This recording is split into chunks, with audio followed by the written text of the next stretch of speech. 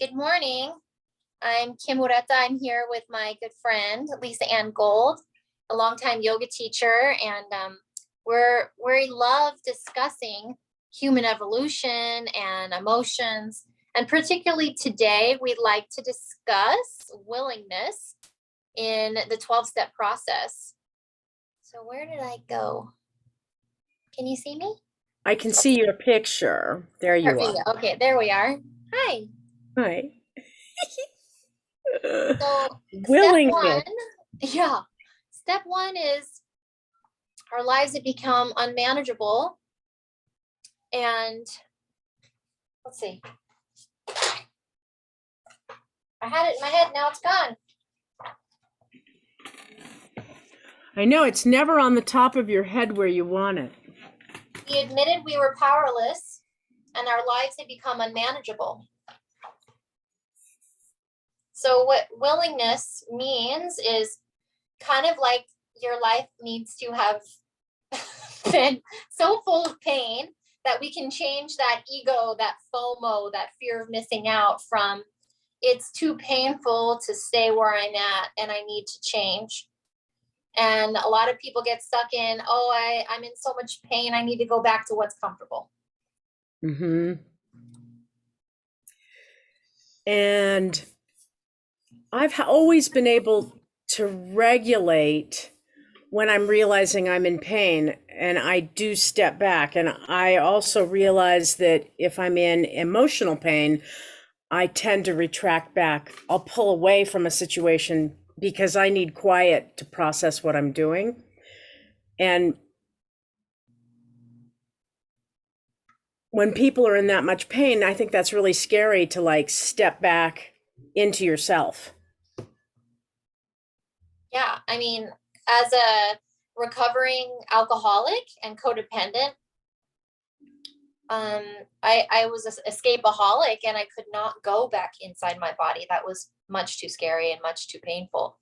So the recognizing my life is completely unmanageable. So, and for me, I needed to spend a night in jail for that to become bad enough. that was the worst. Okay. So for other people, that's not enough and they've got to keep digging. They're going to keep digging that hole until they hit bottom. And my hope is that people will have a high bottom and they'll recognize the unmanageability sooner than later.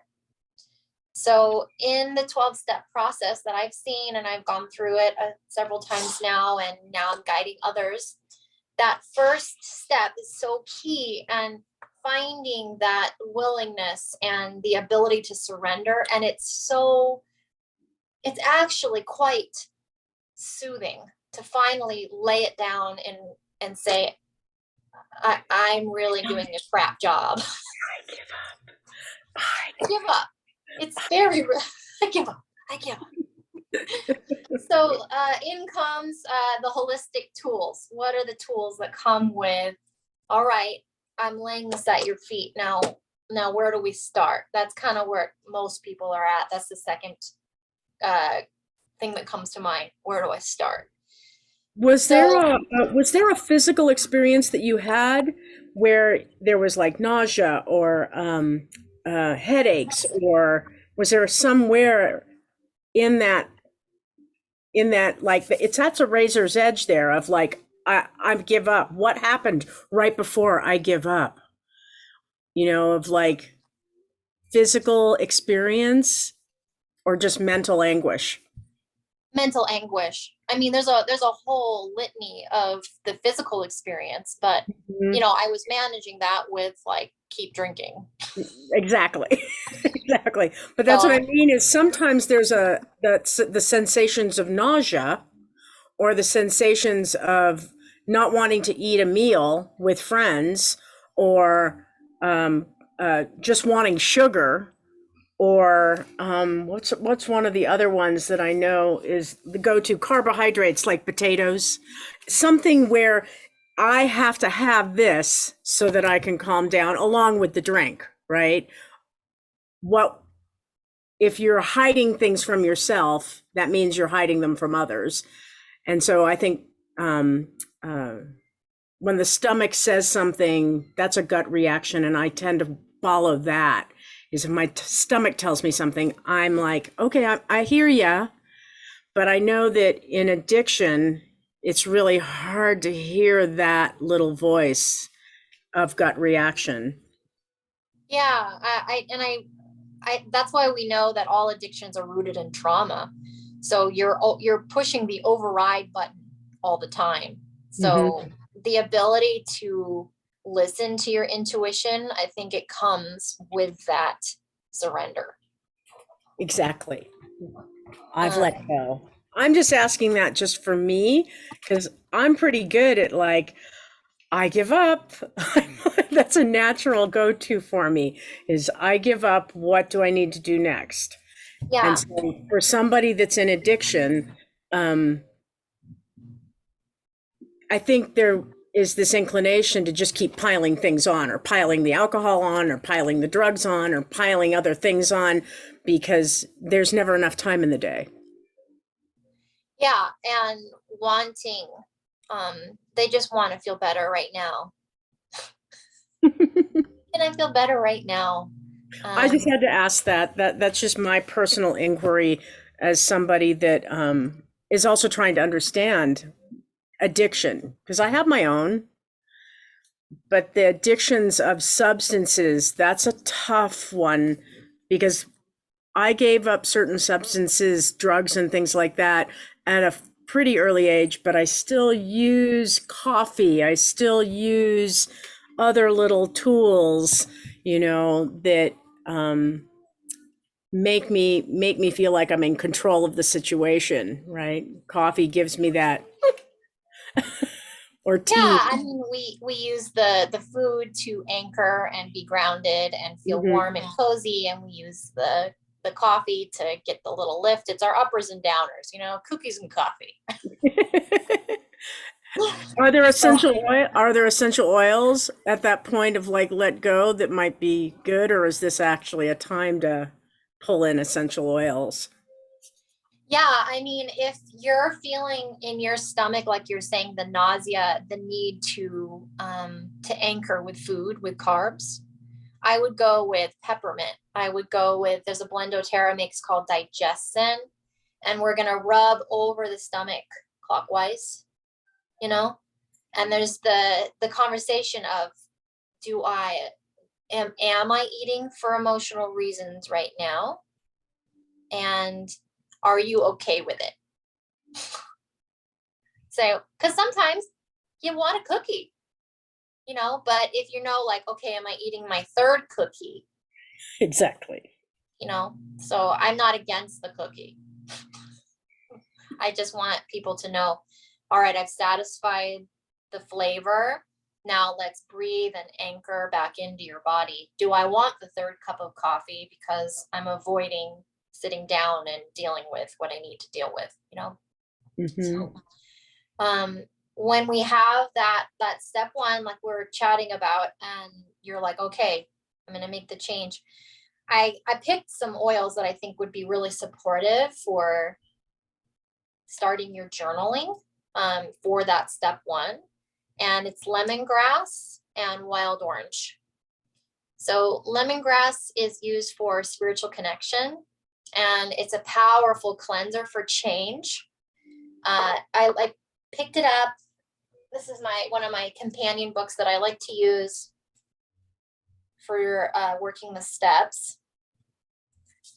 So I use the Essential Emotions book, and because I'm a recovering codependent, and I think that it blanket is pretty great for all people in recovery.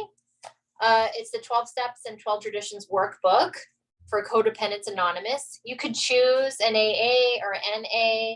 There's many books. I just find that this one is universal and works great for everybody. So as I'm journaling and I'm kind of setting a ritual, setting a scene for, all right, I'm going to do my work, it helps me to focus and get in my body. So I'm going to tell you about lemongrass and why that would be supportive for setting your ritual. Lemongrass is a powerful cleanser of energy.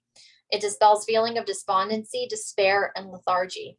Lemongrass assists individuals in entering a healing mode or cleansing state. In this state, one easily lets go of old, limiting beliefs, toxic energies, and negativity. Lemongrass teaches individuals to move forward without hesitation. It asks them to commit to a healing path where change is a regular occurrence. Lemongrass can also be a powerful tool in cleansing the energy within a house, room, or workspace. It encourages individuals with hoarding tendencies to courageously let go of everything they no longer need.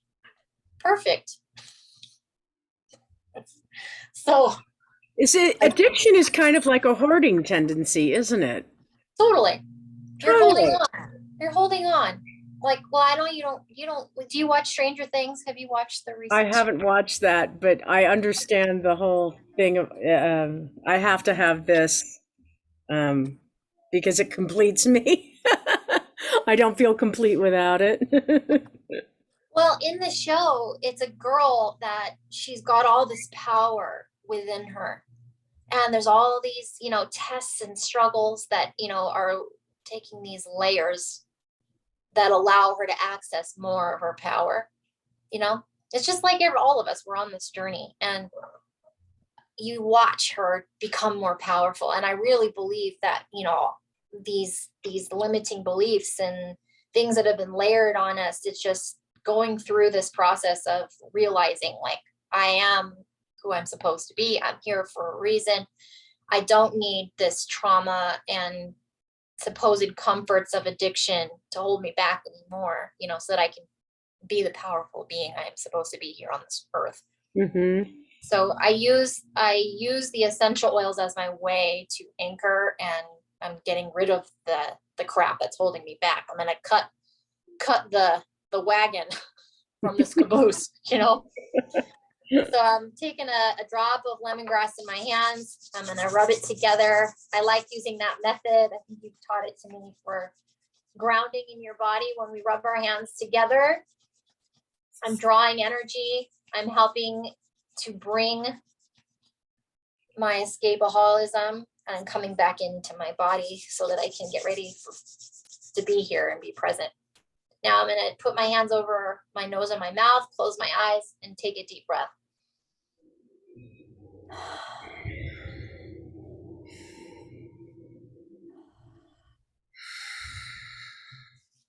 So now the essential oils have gone through my olfactory. It's crossing the blood-brain barrier. It's chemically working in my brain to bring me down. So now I can start. So I use my workbook here. When we have these streams of thoughts that don't go away, it really, all it is just energy. Energy is not destroyed or created, so it just needs to be moved. So that's why we need to put pen to paper, move the energy. So those are the two holistic tools that I wanted to share. Do you have what was coming to mind as I was talking about that?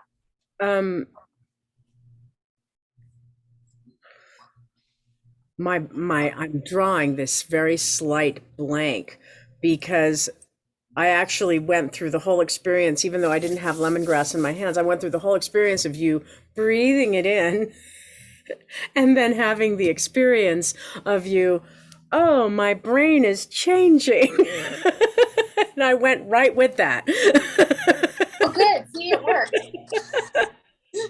Well, I love I it. think so what that brings to mind by just sharing that, expressing that, is that um, just having somebody in front of you or hearing somebody's voice tell you this process actually can take you out of your own, like, oh, and you can go, my brain is changing for a moment here. It may just be a split second of that moment, but the act of having the experience is what we need a reminder of, is that I am really full, because I felt like really expansive. My brain just like went out into the solar system watching you. And I was like, oh, that really felt good. And yeah, that's my takeaway just right at this moment is the workbook, the essential oils are these external ways of remembering who you really are, even if you're really not sure.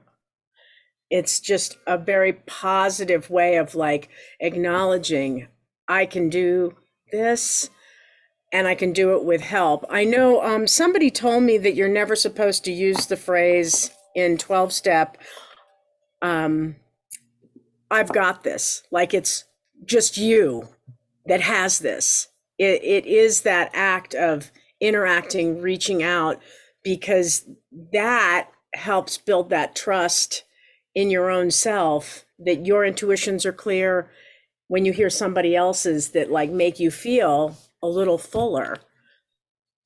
Yeah, no, I agree. And I'm thinking about what makes people pull back. So, like you were talking about with eating, we use weight for grounding and we use the coffee for lighting. So, that light versus heavy feeling. And I think a lot of people are really used to feeling heavy, so that when they do feel light, it can be like, it can create fear. Like, what is this light feeling? What is this joy? I'm used to despair. I'm used to weight. So cutting loose of the baggage can be a little bit scary. And so that's why it's really important to find your grounding and come back into your body. Because if you start feeling like, oh no, who would I be without all of the things that happened in my life and all the wrongs and, so. I think that's a really important thing is who would I be without all the stuff that I've carried around? Who would I be? And um, I've been able to practice little by little, giving up who my family thinks I am, who friends think we are, um, uh, the conditions that society places on us. I want to be able to let go of that. Like, I this is a beautiful white background here, but I also know that I have chaos surrounding me, in my visual field here. But right now, who am I without? Yeah, if I was just dropped here right now. Hmm. I've had that experience, when you're out in the desert. My uncle's got a little cottage out in 29 Palms, and he's got a jacuzzi in his backyard. And so you're out there and you're listening to the sounds of the desert. You're in the jacuzzi, you're looking at the stars. And it kind of made me think of, what if there wasn't anything around and I was just sitting here, standing here in the desert in the middle, like who would, it's just kind of funny. So the thoughts we have, but I really enjoyed doing this, and I I love being able to share and do this with friends and glean your, just the beautiful energy that you bring to this, and so that we can support people going through their recovery process. I feel that. I really feel that. One of the reasons that I've been able to make such a good connection with you is because there is that it's like this umbilical cord that has always been there. It's just that we had to get closer and closer so we could actually see who it was that was out there listening to us and hearing Yeah, us through the ethers. I'm thankful that I've met you and I'm I'm so able to great. do this with you. Thank you so much, Lisa, for joining me. Thank you. Let's see, how do I stop the share? Recording. Let's pause.